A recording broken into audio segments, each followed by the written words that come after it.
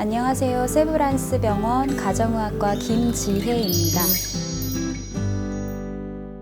대표적인 치매 예방 식단으로는 마인드 식단이라는 것이 있는데요. 장수식으로 유네스코에 등재된 지중해 식단과 고혈압 환자들을 관리하는 대쉬 식단이 결합된 식단입니다. 실제로 많은 연구 결과들에서 이 식단을 꾸준히 지킨 그룹에서 알츠하이머병이 30% 이상 위험도가 감소됐다는 보고들이 많이 이루어지고 있습니다. 이 식단은 치매 예방을 위해서 지켜야 할 것들과 피해야 할 것들을 나누어서 이야기하고 있는데요. 대표적으로 거의 매일 드시는 것이 좋은 음식으로는 통곡물과 녹색 채소와 여러 가지 색깔 채소들, 견과류, 그리고 올리브유를 이야기하고 있습니다. 우선 통곡물류는 매일 세 번 이상 드시는 것이 좋은데 거의 몇 끼 드셔야 되는 거죠. 정제된 밀가루빵보다는 통밀빵을 드시는 것이 좋고 한국식으로는 흰 쌀밥보다는 잡곡밥을 활용하시는 것이 좋습니다. 그리고 녹색 채소와 함께 여러 가지 색깔 채소 또한 매일 한 끼 이상 드시는 것이 좋은데요. 시금치나 아스파라거스와 같은 녹색 채소에 풍부한 엽산을 포함한 비타민 B9는 수용성 비타민이기 때문에 가급적이면 조리를 하지 않거나 가볍게 익혀서 드시는 것이 좋습니다. 그리고 당근이나 토마토와 같이 색깔이 예쁜 채소들도 뇌 기억력 활성화에 도움이 되는 항산화 물질이 풍부하게 들어가 있습니다. 견과류 또한 뇌에 좋은 활성화 물질과 함께 불포화 지방산이 풍부한 음식인데요. 이 불포화 지방산은 좋은 콜레스테롤을 높여줌으로써 동맥경화를 예방하고 혈관을 탄탄하게 만들어주는 역할을 합니다. 따라서 하루에 한 번씩 간식으로 달달한 빵이나 과자 대신에 견과류를 한 줌씩 드시는 것을 일주일에 적어도 5번 드실 것을 권고드립니다. 그리고 매일 드셔야 되는 건 아니지만 즐겨 드시면 좋은 음식이 콩과 생선, 그리고 닭과 오리고기, 베리류의 과일들입니다. 일단 콩에는 레시틴이라고 하는 신경전달 물질의 원료가 풍부하게 들어가 있는데요. 콩으로 만든 두유나 두부 요리를 적극적으로 활용하시는 것이 좋습니다. 그리고 기름진 소고기나 돼지고기보다는 닭이나 오리고기를 일주일에 2번, 그리고 등푸른 생선류를 일주일에 1번 정도 드시는 것이 좋습니다. 고등어나 꽁치와 같은 등푸른 생선에는 오메가3 지방산이 풍부하게 함유되어 있어서 뇌로 가는 혈액순환을 도와서 치매 예방에 굉장히 효과적입니다. 다만 기름에 튀기거나 가열될 경우에는 좋은 지방이 손실될 수 있기 때문에 주의하시는 게 좋습니다. 그리고 음식의 종류뿐만 아니라 적당한 양을 과하지 않게 꾸준하게 드시는 규칙적으로 드시는 식습관 또한 기억력 향상과 집중력 향상에 도움이 되기 때문에 좋은 컨디션을 유지하기 위해서 건강한 식습관을 유지하시기 바랍니다. 안녕하세요. 세브란스 내분비내과 차공수입니다. 당뇨병 환자에서 치매가 많이 오는 원인은 크게 2가지로 볼 수 있는데, 당뇨병 자체가 혈관의 병이 많을 수 있는 병입니다. 그래서 혈관성 뇌질환이 있을 가능성이 많기 때문에 그것 때문에 치매가 생길 가능성이 높고, 또 하나는 이 당뇨가 있다는 말은 뭔가 노화가 빨라지는 그런 상태라고 생각하시면 됩니다. 예를 들면 고혈당도 문제겠지만 저런 인슐린 저항성 같은 것들이 대표적으로 그냥 노화와 관련된 대표적으로 암, 심부전증, 황반변성 이런 것들은 대표적으로 노화와 관련된 병인데 당뇨 환자에서 그런 병들이 특히 많거든요. 그래서 이런 뇌 기능 자체도 당뇨병이란 병 때문에 조금 더 빨라져서 당뇨병 환자에서 치매가 많이 발견된다고 생각하고 있습니다. 당뇨 환자에서 좀 특징적인 치매 증상이라고 말할 수 있다면 바로 혈당 상승인 것 같아요. 그런데 그 원인을 잘 모르죠.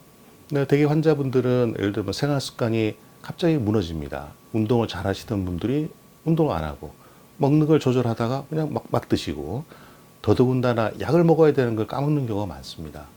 예를 들어서 인슐린을 잘 맞던 분이 왜 인슐린을 맞는지를 모르고 어느 순간에 왔는데 혈당이 굉장히 상승되어 있는 상태가 있습니다. 치매 때문에 올라간 경우에는 환자분들이 이해를 잘 못해요. 그리고 어떤 형태든 혈당이 올라가는 상황이 되면 환자분의 상태가 굉장히 안 좋습니다. 뭐가 안 좋은지 특별하게 원인을 잘 모르는데 뭔가 안 좋습니다. 자, 그러면서 아까 말한 그 치매의 일반적인 증상이 나타날 때 우리가 치매가 올 수 있겠구나 한번 의심하면 될 것 같습니다. 치매 증상은 일반 치매 증상하고 비슷한 증상은 다 나타나겠죠. 가장 간단한 것은 주로 이제 장기 기억은 비교적 괜찮은데 단기 기억이 잘 안 되죠. 그래서 어제 먹었던 저녁사 뭔지 아침에 무슨 일이 있었는지 이런 단기 기억이 이제 좀 소실이 되고 그 다음에 이제 잘 알던 길도 자꾸 잊어먹고 사람도 잘 알아보지 못하고 이제 이런 그 일반적인 치매 증상은 당뇨 환자한테서 같은 형태로 나타납니다. 당뇨병의 경우에는 최근에 많은 약들이 또 좋은 약들이 많이 개선이 되고 생활 환경이 좋아졌기 때문에 우리가 당뇨가 왔다 하더라도 적극적으로 관리하면은 뭐 거의 정상에 가까운 오히려 더 건강하게 살 수 있는 시대가 왔다고 생각합니다. 그에 비해서 이 뇌세포의 기능은 어떤 외부 환경이라든지 어떤 약물 이런 것들이 아직까지 뚜렷한 효과를 낼 수 있는 약이 발견되지 않았고 최근 20년 이상 많은 사람들이 연구를 함에도 불구하고 아직까지 뚜렷한 그 희망이 보이지 않는 거 봐서는 어떤 우리가 약물을 통해 가지고 치매를 치료하겠다 그런 시기는 조금 어렵지 않겠나는 생각이 듭니다. 현재까지 알려진 가장 좋은 방법은 운동이라고 되어 있습니다. 그렇다 그러면은 우리가 당뇨병을 관리할 때 언제나 잊지 말고 가장 중요하게 생각해야 되는 게 바로 생활습관 관리죠. 그것은 적절한 운동과 체중 관리, 좋은 음식 섭취를 통해 가지고 생활습관을 잘 유지한 상태에서 약을 도움을 받아서 잘 관리하는 것입니다.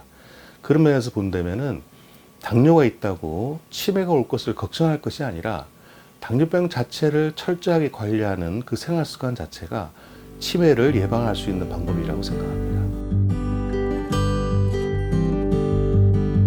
안녕하세요. 저는 연세대학교 치과병원 치질과에 근무하는 정우영 교수입니다. 이건 저만 갖고 있는 생각은 아니고 세계적으로 많은 연구자들이 구강 건강과 또 전신 질환이 얼마나 영향이 이렇게 밀접하게 있는지에 대해서 많은 연구가 있었습니다.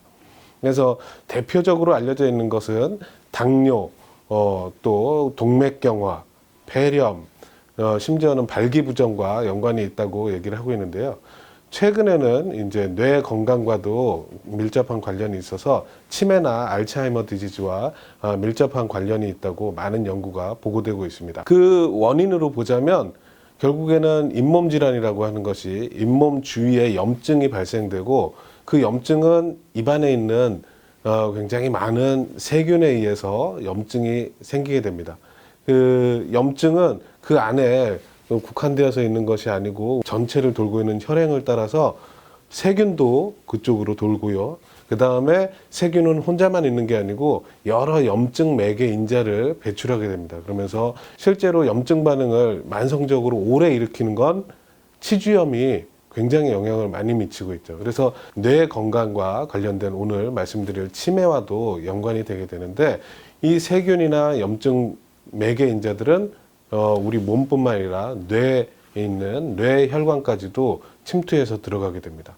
그래서 이런 것들이 영향을 미쳐서 퇴행성 이런 뇌 질환들이 발생되게 됩니다. 중국 상하이 그룹에서 연구를 했을 때 60세 이상의 한 3,000명 이상 되는 인구들을 모집을 해서 이제 조사를 했을 때 이런 치주염이 진행이 되었거나 또는 치아 손실이 많은 환자들에 있어서 치매 위험률이 굉장히 높아진다는 것을 보고했습니다. 그리고 최근에서는 이제 빅데이터가 많이 발달되면서 우리나라에서도 이에 관련된 연구들을 하고 있는데요. 이 연구에서는 이제 완전 무치약이라고 하는데 이 얘기는 치아가 하나도 없는 환자들을 얘기합니다. 그래서 윗니가 완전히 없든 아랫니가 위아래 모두 치아가 없든 그렇게 편측으로 없는 환자, 완전히 위아래 다 없는 환자 그런 환자들을 대상으로 했을 때 치매의 발생률이 훨씬 더 높고 그 위험도가 증가하고 있다는 연구도 보고된 바 있습니다. 물론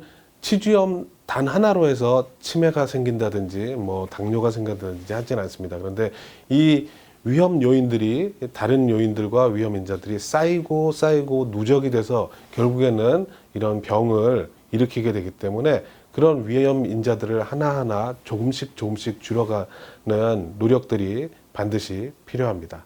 그래서 여러분들도 좀 치주염 관리를 잘 하셔야지 이런 치매의 발생률을 줄일 수 있겠습니다.